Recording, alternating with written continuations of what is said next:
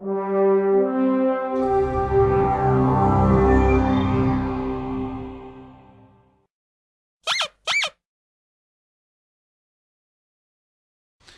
welcome back to another video tutorial here at GeekatPlay Studios. My name is Gary Miller. A couple weeks ago I was checking out the news on the internet and I saw that Tim Burton is coming out with a new movie, Alice in Wonderland, or based on Alice in Wonderland. I don't know the name that it will be called. And they showed this image here to promote it. And well, my wife and I absolutely love Tim Burton movies, and I'm currently in the progress of recreating a scene just like this. This is the only one I have from the movie, and I really like it. And I'm doing it all in Hexagon. Well, most of it in Hexagon. I'm also using Illustrator and Cinema 4D. But I wanted to recreate this image, and when it came to making this hillside up here with the steps leading up, I thought, well, that will certainly provide an interesting challenge, not only to make the steps, but to make them wandering like that. So I set out to recreate this in Hexagon and realized that it's going to be extremely easy.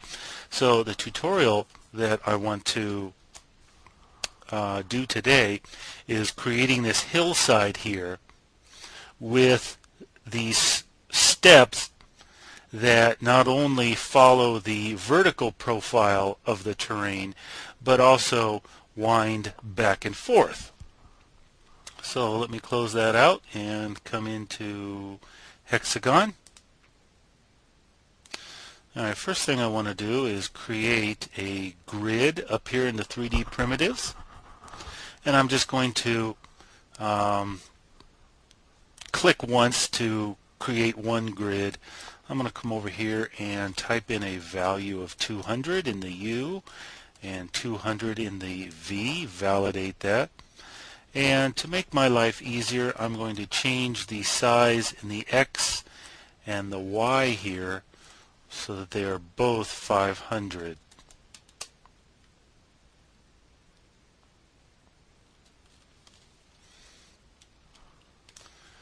And now there it is. Whoa. Now my grid is composed of perfect squares. Okay, I'm going to let me zero this out, center it in my screen here. Okay, I'm going to Control D and duplicate that object. And for this one, I want its vertical size to be 750. 750, enter.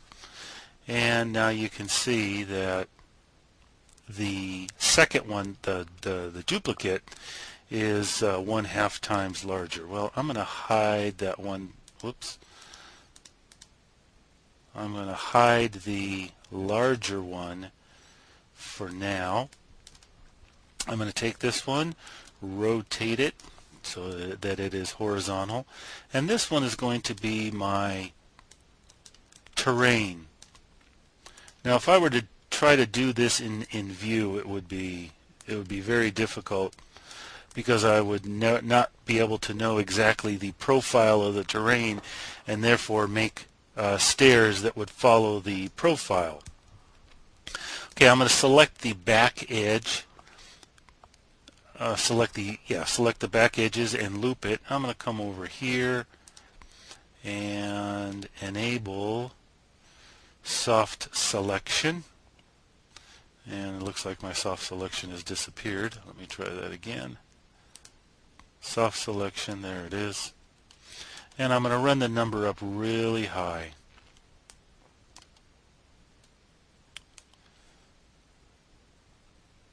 There we go. And I'm just going to drag it up because, like the image, it starts off at ground level and then slopes up gently until it conceals pretty much whatever is behind it. So if I'm looking at it from ground level, okay, that's good enough for me. Come over here to Vertex Modeling. I'm going to click on my tweak tool and come back and click on my soft selection. I want to adjust the radius here so that I can get an idea on how much I'm going to be affecting every time I use the tweak tool. Okay, that looks to be an acceptable radius. I'm just going to, well, probably a little bit more now. I'm just going to be dragging up some points or edges here. It doesn't matter which mode you're in.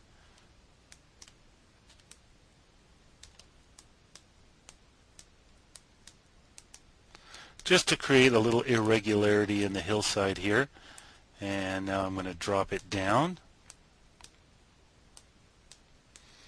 And then add a few more bumps.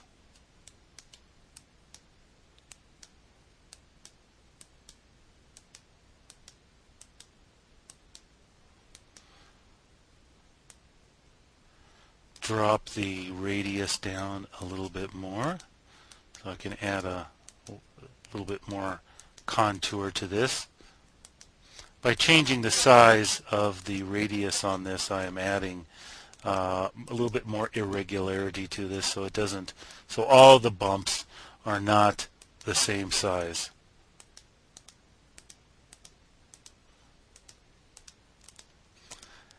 And because I'm working in such a small window here on my screen, it's hard to see. If I zoom in too close, then I can't really see a whole lot. You'll definitely have the advantage of working with the entire size of your monitor.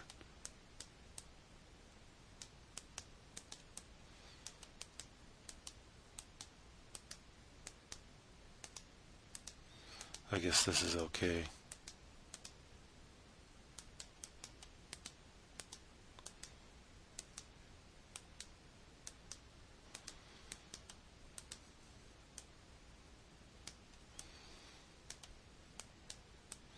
Okay, that's enough of that. You get the idea. When you're done with the tweak tool, you've got to validate it when you're finished. All right, that looks good. Looks like a gently sloping terrain with some nice little bumps on it. Okay, let's come back to this other one. Now, the reason why I elongated it to be 1.5 times taller than wide is because with stairs, I forget the exact dimensions, but they are longer than they are higher. And if you got big feet like me, you definitely appreciate that. Okay, let's rotate this 90 degrees this direction and 90 degrees that direction. Okay, so if you're coming down here ground level looking up, you can start to see the profile that the stairs will follow in a vertical direction. Well, I want this little path of stairs to wind back and forth, kind of have a serpentine type of profile. So I'm going to come over here to select edges, and I'm going to select one of these vertical edges here, and I'm going to loop that, and I'm going to increase the radius of this, probably not that much, about like that, and I'm just going to move it over and select another edge, loop it, move that over, and I think I will select this back edge, loop that, greatly increase the radius of this. Now I know as soon as I do this, I've thrown off the dimensions of my steps, but you know what, this is just a fun fantasy type of image. I'm not going for perfection at all. Okay, that looks fine. Turn off soft selection. Now what all I need to do now is just start selecting the profile of my stairs. So what I'm going to do is, let me get that out of the way. I'll be able to see a little bit more this way. All I'm going to do is, actually I want to start at the back first. And I'm not going to select these here in the far back because they'll be covered up by the hillside here, based on the angle that I'm going to set my camera at. So I would never see them, so I'm not going to bother selecting them. Okay, I'll start back here just a little bit, select those, and now I'm just going to start selecting these.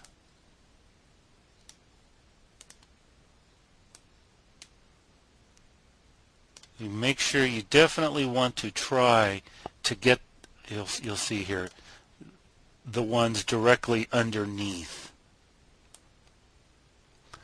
because even though we will, I will be as careful as I can, you'll still have some gaps here from the underneath side of your stairs where it's supposed to meet the terrain, and we'll just do a little bit of tweaking on that when we're finished. Okay, so let's continue selecting our stairs. Oops.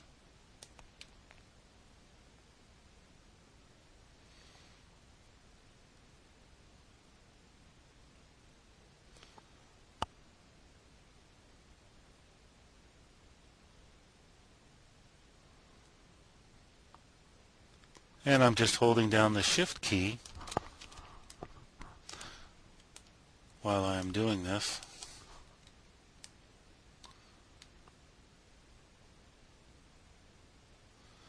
And I'm going to just continue doing this, exactly what you see here. And for the sake of time, I'm going to pause the video here and I'll be right back. Okay, I've selected the entire profile that I want. I'm just going to hit the I button on my keyboard, and what that will do is it will invert this selection. And now I'm going to hit delete. So now we come back down here to ground zero and look upwards. We can see that we have a staircase, or a path, concrete pathway, that follows the contour of our terrain very nicely. So if I want to get rid of any extras, that polygons here that I may have accidentally selected, now would probably be the best time to do it before we add some thickness to this.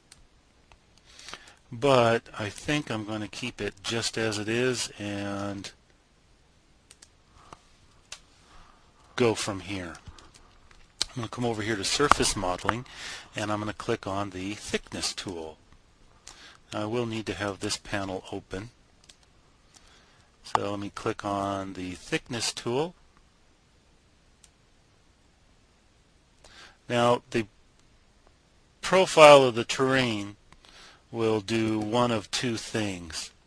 It will either create gaps underneath it, as in this instance, or it will, but I don't have it happening now, the terrain will cover over the steps, and that's not a big deal. All we'll need to do is just select some edges or some points and adjust the terrain accordingly, just so it's a little tidier.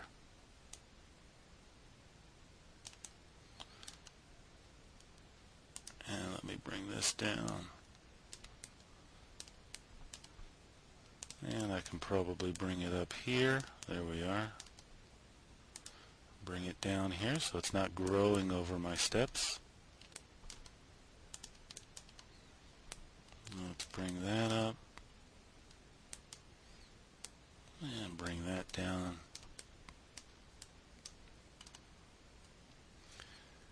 And let's bring this up. See, this is why at the beginning I suggested trying to select the ones underneath the initial profile that you are trying to select, because it avoids these gaps a little bit more. Not absolutely perfect, but a little tweaking, we can make it work just fine. And we won't even see this.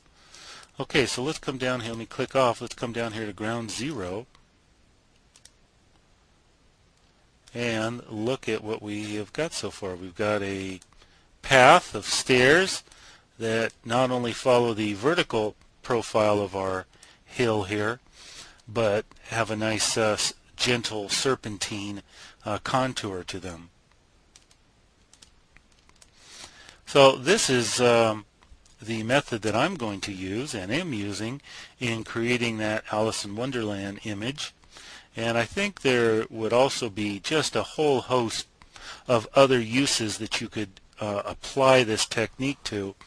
And even though we're not using a view mountain terrain, if you cover this with a green brownish texture and apply an ecosystem to it, you'd never know that it wasn't a view terrain.